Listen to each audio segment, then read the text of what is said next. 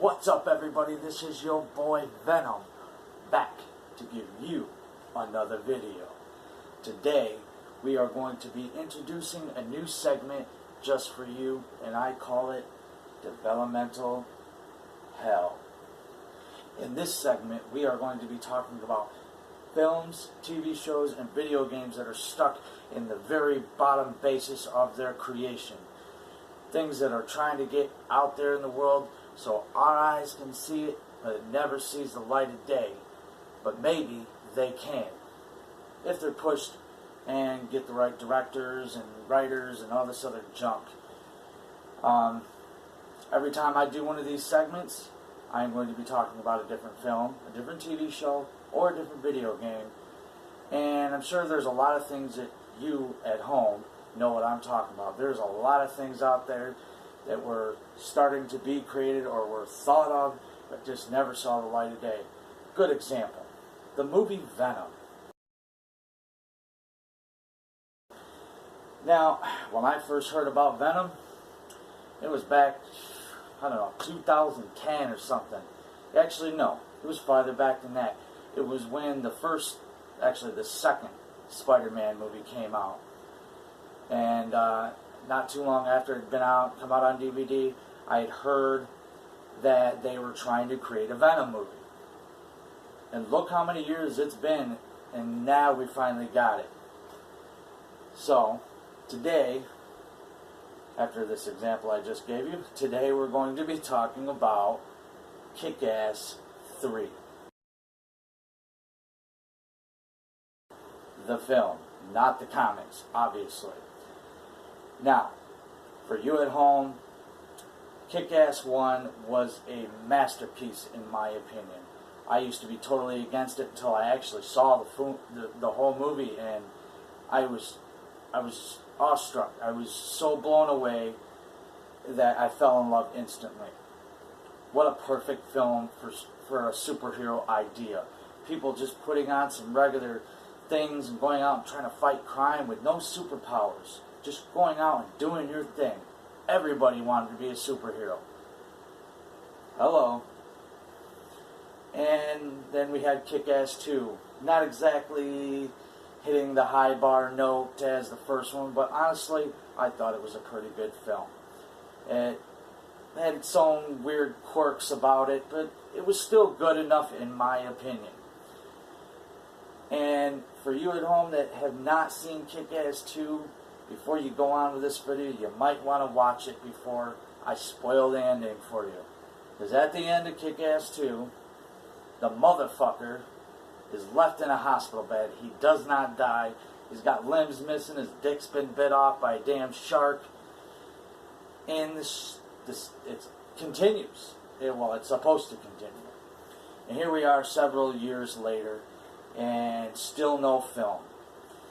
The girl that plays Hit Girl, she's just getting too old for this game. I don't see her ever coming back for a Kick-Ass 3, to be honest. But with that said in mind, I'm going to tell you a few things that I have read and heard about personally over the last few years since Kick-Ass 2 has been out, which has been actually quite a few years now. First and foremost, the director, I believe it was, came out in an interview and said he did the Kingsman movies. Now, there was the 2 that were made already before he had said this. He said he will make a third Kingsman movie, possibly a prequel, then Kick-Ass 3, and supposedly a Hit Girl movie. Well, we got our Kingsman 3. Now, whether or not there's any movement on a Kick-Ass 3, I'm not sure. I have not heard anything. But here's something else I also had read online. I think it was last year I read it, that Netflix picked up the rights to the series. And they said that they were either going to remake the series of Kick-Ass, or they were going to do a third movie and a Hit Girl movie. Now, for y'all that love these films like I did, don't be surprised if it does see the light of day. Don't be surprised if the original actors do not reprise their roles, because they are just getting way too old. The guy that played Kick-Ass, too old. I mean, he could still probably play the part and make himself look young, but just too old. Chloe, she played as Hit Girl. Yes, she is the one true Hit Girl in my opinion. But damn, she got old and she grew up quick.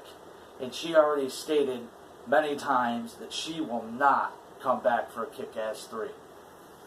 It sucks, I know. It really sucks. I'd love to see her come back. But that role can be played by somebody else as long as they do it justice. You know what I mean? As for that, there's also the comics. Now, I haven't read all the comics, but I do know some things about them. In this series, there's a lot more story to tell.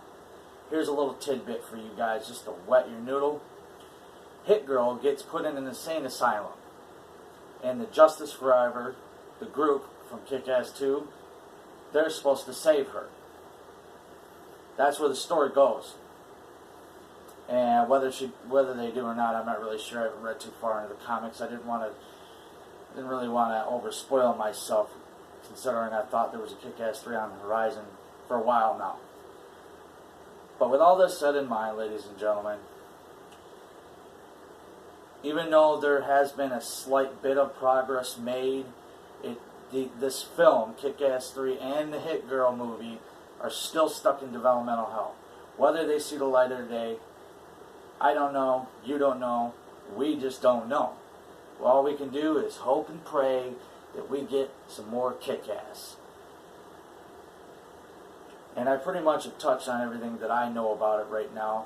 If I hear anything else or if I learn any more information, I will give you an update on this whole thing.